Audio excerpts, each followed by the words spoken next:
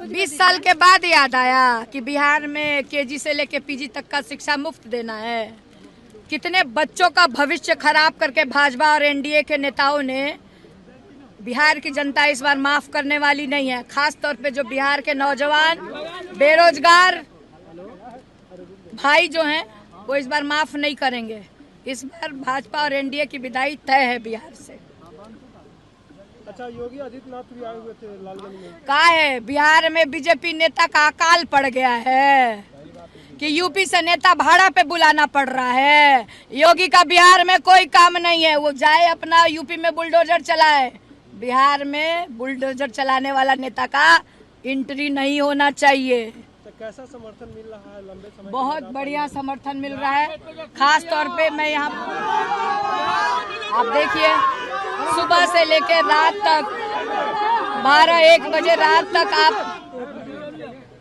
बिल्कुल परिवर्तन की लहर बह चुकी है। युवाओं ने इस बार अपना बदला निकालना है। इन लोगों को पहला तो प्रधानमंत्री आते हैं, मंच से ये भाषण देके जाते हैं कि बिहारी सिर्फ रील बनाएगा, इंस्टाग्राम चलाएगा।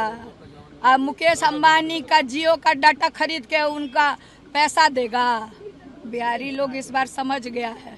इस बार तेजस्वी तय है और युवा की सरकार बनने जा रही है बिहार में। और तेजस्वी ने जो वादा किया है उसको पूरा करके दिखाने का काम किया है।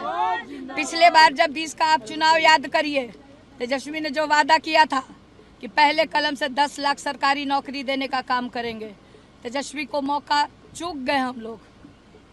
भाजपा के लोगों ने खेला करके 10-15 सीट हमारी हरा दी थी, नहीं तो सरकार तो 20 में ही बन गई थी, युवाओं की सरकार बिहार में, और तेजस्वी के वो मुख्यमंत्री होते। कितने बच्चों का उम्र बच जाता, उनको नौकरी लग जाता। बताइए, एक बच्चे के परिवार में कम से कम 5-6 लोग तो होंगे, 2 भाई बहन, दादा दादी, मम्मी पापा।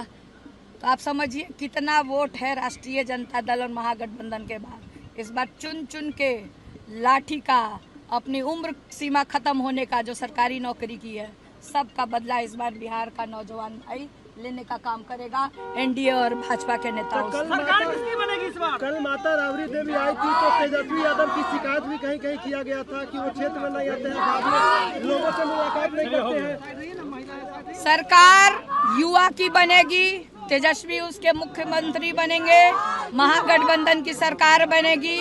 और बिहार के इतिहास में पहली बार एक मल्लाह के बेटे को मौका मिल रहा है उप मुख्यमंत्री बन